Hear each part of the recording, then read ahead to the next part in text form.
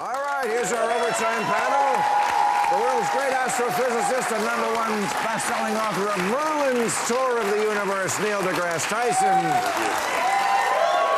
He writes the Weekly Dish newsletter and the essay collection Out on a Limb, Andrew Sullivan. And the great Democratic strategist and former DNC chair and ABC News contributor, Donna Brazile. Okay. Here are the questions. First one is for you. How serious are asteroid collision threats? Are we adequately prepared for a catastrophe if the Earth is hit? No. Great. Wait, no got engineering. No to both? No to both questions? Or how serious are they? Yeah, well, so if one hits and it destroys the entire population of the world, that would be bad. And so you have to ask if there's any risk of that in the next 1,000 years? It seems to me it's worth a little bit of insurance money to put in there to create a mission to deflect it. And it's not what Bruce Willis did. In America, we're good at blowing stuff up, and we're less good at knowing where the pieces go. So you want to deflect it. How do you do that? We have 20 ways that we've... Name one. Name one. You go up to it and nudge it. What do you mean you go up to it? Well, robots. Space, not you, but spaceships. So if you nudge it early enough, then that little bit of vector you give it will accumulate so they can miss Earth completely. That's why early detection, like with cancer, early detection of asteroids is what you need in order to make sure the future of Earth is safe. And I've spoken with the head of the Space Force, and I said, if you're going to defend us or the Earth, let's include defending us against asteroid strikes. Okay, right. So I'm trying to make sure it's on their radar. And were they receptive to that suggestion? Yes, it was receptive. It was General Raymond at the beginning of the Space Force. Space Force? Yeah. Wow, I have one of their jackets. I just... You gotta admit it's badass. You gotta admit. I mean, I don't feel like I should wear it because I'm not in it, but I do. Yeah. Donna, are we more likely to see a conservative female president before a liberal one? Oh, that's an interesting question. Okay. I think we'll see a Democratic. We've had three. We've had Geraldine Ferraro as a nominee, Hillary Clinton as a nominee, Kamala Harris as a nominee. We will have a Democratic female president in my lifetime. I say... And the asteroid will not hit her. She will deflect it, and with her superpowers, things will be okay. Okay. Can I make one suggestion? What? Not a vice president named Tim. Okay. Okay. You know, enough with a lady in a Tim. Okay. Remember Tim Kaine? Tim Kaine. Okay. Tim Walz. Okay. It is interesting how many global women leaders have come from the right. I mean, Britain's now had 3 conservative female prime ministers before it had a single Labour one. The current conservative leader is a young black woman called Kemi Badenoch. Right. Now, that's pretty amazing, I think. And it's lovely that no one really makes a big deal out of it. Well, and we look at Merkel as a Christian Democrat. Indira Gandhi. Golda Meir. These are hard-ass women. Hard-ass women. And there's something about that Iron Lady kind of, I'm going to go to war with the whole feminine shtick that's kind of really potent in the human psyche. Well, I think people think that a woman leader has to kind of overcompensate a little towards strength, and people are drawn to strength. Look at Clowney, you know. I mean, Trump. Oh, sorry. Really have to spell that out? It's late. By the way, you left out Shirley Chisholm. She wasn't a nominee, but she ran for president. She ran for president. Yeah. Mexico just elected a female president. We've had female presidents in Africa. It's time, folks. We know how to lead. We can build a future for everybody. Yeah, you just got to It's pick. gonna happen. I know, but you can't. Next time have an actual primary where a woman candidate can prove her worth and not just be stuck in and nominated at the very last minute because you had a dotard running that you wouldn't fess up to? Well, first of all, isn't the DNC responsible for that? That's not fair. First of all, we had a primary. I don't know, but it doesn't sound good. Joe and Kamala did win enough delegates. 14 million people participated in it, and we should not disenfranchise those Americans. So, but look, There are it's bigger- gonna It would have been happen. better. Wait, by the way, If she she was was on a honest- ticket that got elected to the White House. It's not like she was never voted for. But if you want to have a I good just want you to put that candidate- out there. Well, that's sure. all. She was a People strong, voted for good candidate. Okay, but first- you know what? Terrible candidate. If you 107 can't see days. that now, when are you going to see Okay, it? first of all, there's so many I wrong. can put my glasses on and I can still tell you I can see a leader when I see a leader. Boo. Excuse me. Go ahead, buddy. Go ahead, There's baby. been so many wrong things said here by everybody. I'd like to correct some of them. She's not a dotard. Shirley Chisholm didn't get anywhere. That's to our point. No, It takes a different kind. It lays some groundwork for others later. So that's important. 107 days was more than enough time. That's a stupid excuse, in my view, that it wasn't enough time. If anything, our election should be like Britain and like other countries. They don't need 100 days. She was actually doing fine after the first few months. After winning 81 million votes, Donald Trump never conceded the election. Correct. Okay, he continued to lie. He continued to Yes. fabricate. Kamala Harris and Joe Biden won the hearts and minds of the American people, as well as the Electoral College. Yet they were never given a mandate to do anything. But you they mean went out. Hillary? Hillary won. No, Hillary. Hillary won the popular vote. So we actually have elected a woman. Yeah. It's just that our stupid system, the way we well, play the that's game, that's she another didn't get elected. But conversation. we can't say that the country, and also the votes are now finally all in for this election. Kamala Harris lost by your mustache hair.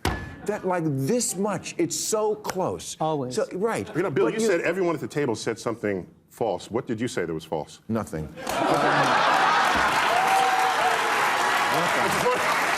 As ever. But the other false thing was, you know, that she ran a great campaign. She did not run a great She had campaign, and you're going to keep losing if you insist that she ran a great campaign. I'm saying, she didn't. look, there was no model for the campaign that she had to run. Look, on July 21st at 1:41 p.m., when Joe Biden announced that he was going to step down, Kamala Harris had to step up.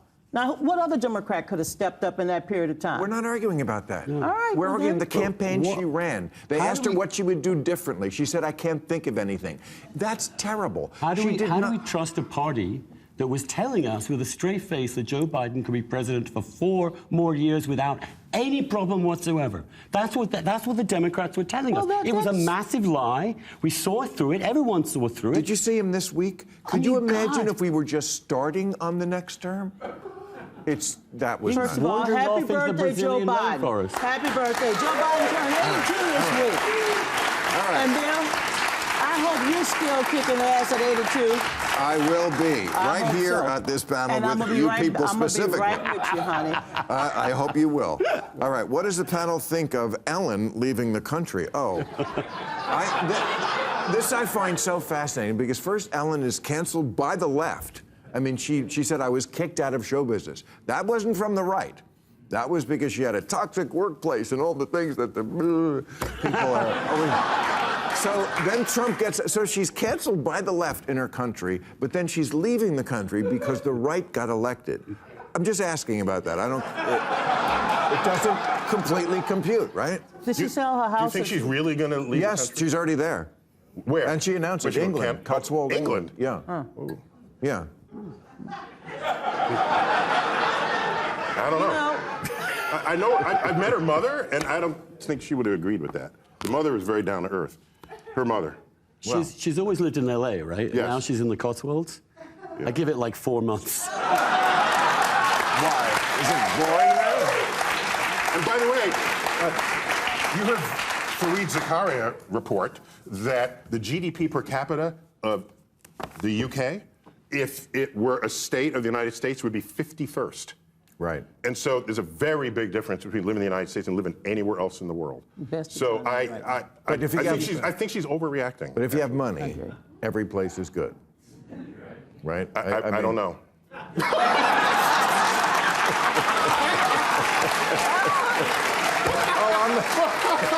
I'm not crying for you.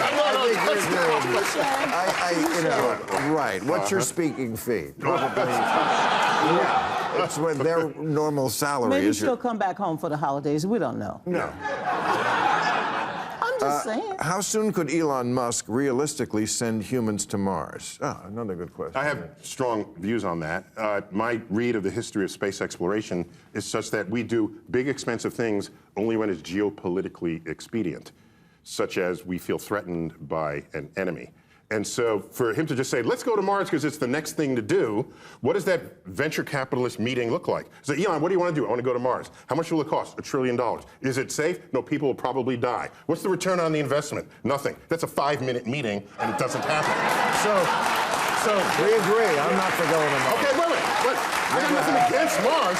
What I'm saying is, here's how we get to Mars. Ready? China leaks a memo. Doesn't even have to be true. They leak a memo that they want to put military bases on Mars. Right. Then we're on Mars in 10 months, but NASA doesn't have its spacecraft, but Elon does. Here's my spacecraft to Mars, and we end up paying him to use his spaceship to get to Mars. And that'd be easy for China, because Mars is already red, right? So that'd be an easy sell. That'd be an easy sell. Okay? That's how. So I don't see it happening until governments judge that it's geopolitically in our interest. Otherwise, I don't see it as just an exploration. But I believe President-elect Trump has some interest in Mars, so you might have another conversation in a couple of months. At some point, somebody has to pay for it, and just being interested in something is not the same thing as paying for it. He believes there are people there. I mean, I listened to that podcast with Joe Rogan. It took 4 hours and two bottles of wine, but I listened to it. Why do his comments of what he thinks is alive on Mars matter to you at all? Because He's president. I was wondering. You can make it happen. I thought maybe that he might escape there for the holidays.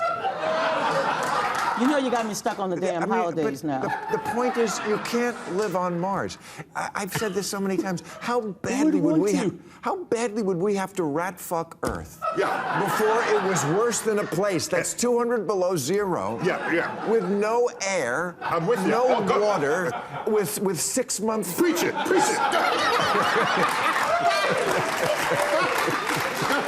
Give it to him. In addition, Elon wants to terraform Mars, and if you do that, you could then just walk off a spaceship and breathe the air. But if that's Earth Plan B, what did you do to Earth that now you got to go to Mars? If you messed up Earth, but you're good enough to turn Mars into Earth, then you can turn Earth back into Earth and never have to go there. Exactly.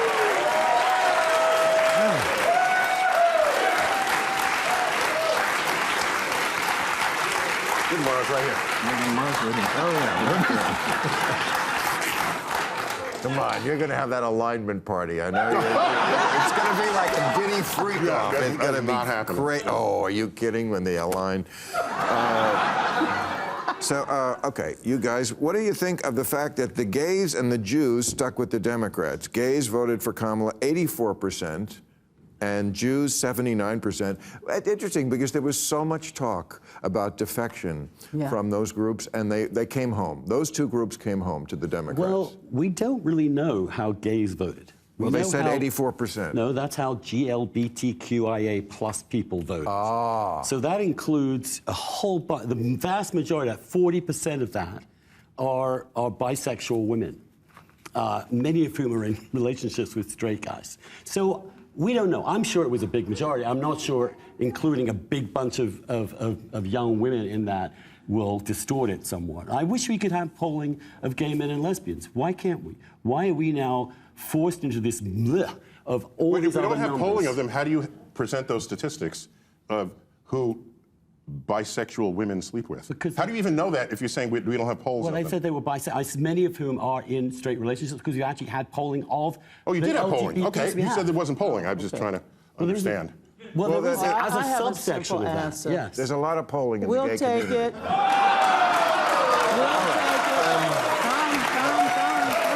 It's a gift. It's a gift. Come on. All right.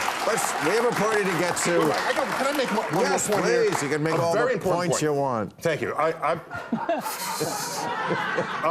come to recognize that the human brain is not wired for thinking statistically or probabilistically about anything. And then I looked at the history of math. Do you realize the first time anyone took an average of numbers and figured out that that was a good idea was after calculus had been invented? So that tells me that it is not natural to think that way anyway, and there are entire industries that have risen up to exploit that fact, and they're called casinos, Because people say, yeah, it's due. Yeah, no, it's not due. You don't understand probability and statistics. But again, so in that, so that means we're incapable as a species of truly understanding risk.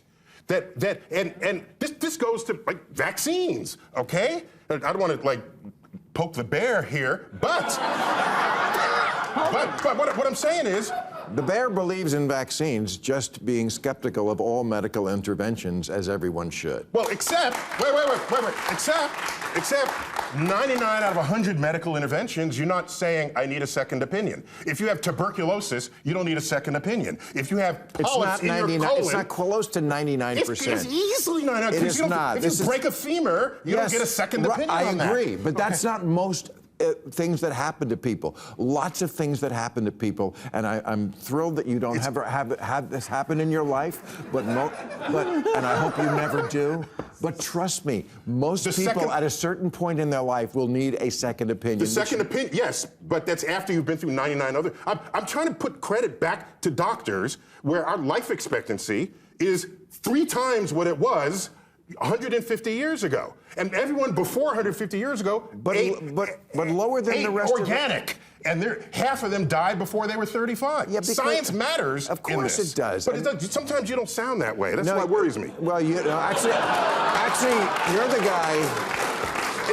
You're the guy who doesn't understand why the NBA team can't beat the Lakers. So I don't know. You're supposed to be the scientist, and you couldn't even admit that. And as far as medicine goes, I could talk to you this about all day. But again, we do have a party to get to.